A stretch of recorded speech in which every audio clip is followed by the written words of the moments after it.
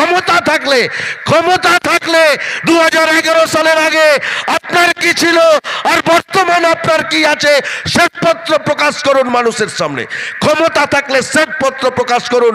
এই 10 বছরে মমতা বন্দ্যোপাধ্যায়কে শুষে আপনি কত হাজার কোটি টাকা লুট করেছেন মেদিনীপুর জেলা থেকে, বাংলা থেকে। কত বেকার প্রতারিত হয়েছে, কত মানুষকে চাকরি দিয়ে কত কোটি টাকা লুট করেছেন। ক্ষমতা থাকলে প্রকাশ করুক। এগিয়ে ছেড়ে দেওয়া হয়, নিজে টাকা নেবে না, এগিয়ে ছেড়ে দেওয়া হয়। নন্দীগ্রামে এজেন্ট আছে, হলদিয়াতে এজেন্ট আছে, কাঁথিতে এজেন্ট আছে, দীঘাতে এজেন্ট আছে, এগরাতে এজেন্ট আছে, পাঁশকুড়াতে এজেন্ট আছে, নন্দকুমারে এজেন্ট আছে, তমলুকে এজেন্ট আছে। সমস্ত জায়গায় এজেন্ট লাগিয়ে দিয়ে সাধারণ বেকার যুবক শিক্ষিত যুবক যুবতীদের কাছ থেকে টাকা শোষণ করা হয়। আজকে বলছেন শিক্ষা খাতে দুর্নীতি হয়েছে, আজকে আপনি বলছেন শিক্ষা খাতে দুর্নীতি হয়েছে। আসকর ভাই বলছিলেন যে 10 বছর খেয়ে মধু ডাকাত এখন সাজছে সাধু। সেই ডাকাত আজকে গেরুয়া বসন পরে তিনি ভাবছেন আমি সন্ন্যাস হয়ে যাব। মনে রাখবেন, ইতিহাসের পুনরাবৃত্তি হয় না। দস্যু রত্নাকর বাল্মীকি হয়েছিলেন একজন, আর তুমি দস্যু রত্নাকর ছিলে, আছো, আগামী দিনেও থাকবে। তার কারণ এই মেদিনীপুর জেলার মানুষ কোলাঘাট থেকে দীঘা পর্যন্ত 2011 সাল থেকে 2020 সালের 19 ডিসেম্বর পর্যন্ত মমতা বন্দ্যোপাধ্যায়ের সরকারি ক্ষমতা কে ভোগ করত? কে ভোগ করত? 2012 প্রাইমারি পূর্ব মেদিনীপুর দুর্নীতির নায়ককে হলদিয়া ডেভেলপমেন্ট অথরিটি, দীঘা উন্নয়ন পর্ষদ, কাঁথি পৌরসভা থেকে শুরু করে সমস্ত পদ আটকে রেখে লুটেরার মাস্টারকে। তাহলে আপনি মমতা বন্দ্যোপাধ্যায়কে ডাকাতের রানী বলেন? আপনি তো ডাকাতের সর্দার। আপনার বাড়িতে ডাকাত পুষে রেখেছেন, না হলে একটা বাড়িতে এতগুলো পদ কিসের জন্য প্রয়োজন ছিল? ডাকাতি করবেন না মানুষের উপকার করবেন? কি উপকার করেছেন আপনি? 40 বছর কাঁথি পৌরসভার মানুষ কাঁথি পৌরসভা অধিকারীদের বসিয়ে রেখেছিল। দারুয়া হাসপাতাল আপনারা প্রত্যেকেই জানেন, মহকুমা স্বাস্থ্যকেন্দ্র। এই দারুয়া হাসপাতালে যাওয়ার রাস্তাটা প্রতি বছর বন্যায় ডুবে যেত। 40 বছর কাঁথির মানুষকে ধাপ্পা দিয়েছে, যমুনা জলা সংস্কার করতে পারেনি। এই প্রথম টেন্ডার প্রসেসিং করছে পূর্ব মেদিনীপুর জেলা পরিষদ। 2 কোটি টাকা আর্থিক ব্যয়ে যমুনা জলা সংস্কার করে কাঁথি দারুয়া হাসপাতালকে রক্ষা করে কাঁথি মহকুমা সহ উড়িষ্যার 80% মানুষ যারা চিকিৎসা হতে আসেন সকলকে উপযুক্ত পরিষেবা দেবে। কি করেছেন কাঁথির জন্য? 40 বছর কাঁথি পৌরসভার মানুষ কাঁথি আপনাদেরকে উপহার দিয়েছিল। এবারে ধুয়ে মুছে পরিষ্কার করে দিয়েছে 2020 সালে, 2022 সালে ধুয়ে মুছে পরিষ্কার করে দিয়েছে। ভারতীয় জনতা পার্টি মাত্র 3টি আসন পেয়েছে, মাত্র 3টি আসন।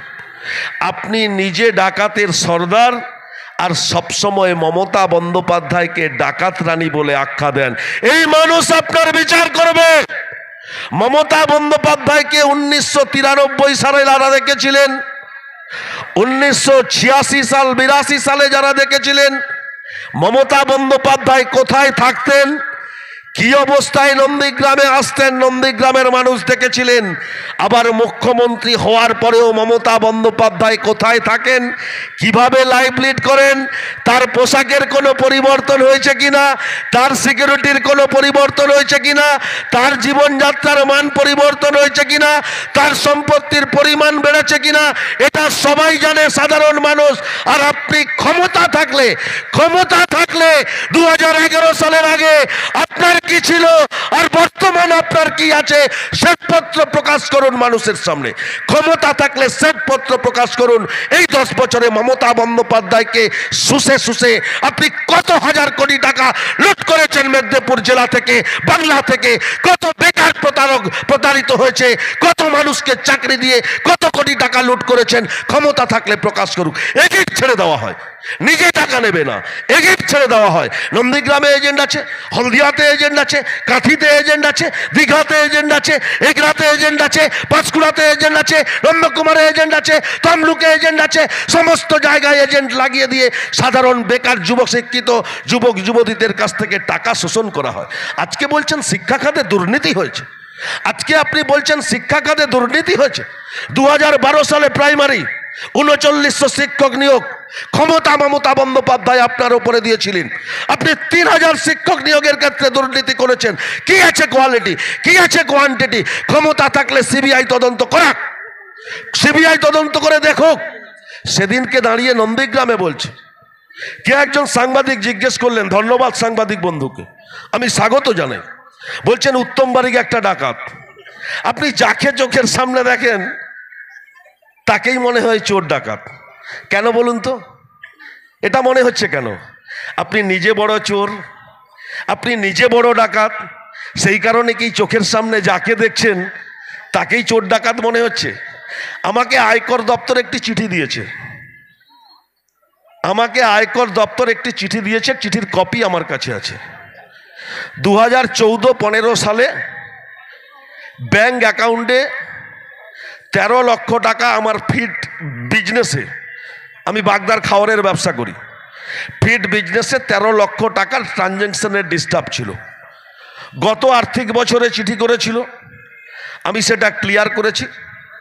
আবার বর্তমান বছরে চিঠি এসছে, আর উনি এই জায়গায় দাঁড়িয়ে ক্যামেরার সামনে বলছেন আপনাদের বিধায়ক যে 1,63 লক্ষ টাকা, 1,60 লক্ষ টাকা, অনেক আয়কর দপ্তর চিঠি দিয়েছে, এটা ইডিকে ট্রান্সফার করা হোক, ইডি তদন্ত করুক। আমিও বলছি, চ্যালেঞ্জ অ্যাকসেপ্ট করলাম, ক্ষমতা থাকলে এই কেস ইডিকে ট্রান্সফার করিয়ে, আপনার যদি ক্ষমতা থাকে একটা দুর্নীতি বের করান, একটা, যে উত্তম বারিক সারা মেদিনীপুর জেলাতে কোন দুর্নীতির সঙ্গে যুক্ত আছে।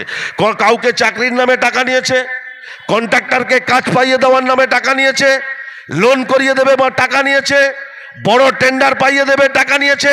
একটা দুর্নীতি ক্ষমতা থাকলে প্রকাশ করুক, একটা দুর্নীতি। আমি ওনার চ্যালেঞ্জ অ্যাকসেপ্ট করলাম নন্দীগ্রামে দাঁড়িয়ে, নন্দীগ্রামে দাঁড়িয়ে বিধায়কের চ্যালেঞ্জকে আমি অ্যাকসেপ্ট করলাম। উনি ক্ষমতা থাকলে ইডিকে দিয়ে এই আয়কর দপ্তরের চিঠির এগেনস্টে তদন্ত করুক। আমরা বরং বলতে পারি, আমরা হলফ করে বলতে পারি যে আপনি 2010 সাল থেকে 2023 সাল পর্যন্ত কি করেছেন।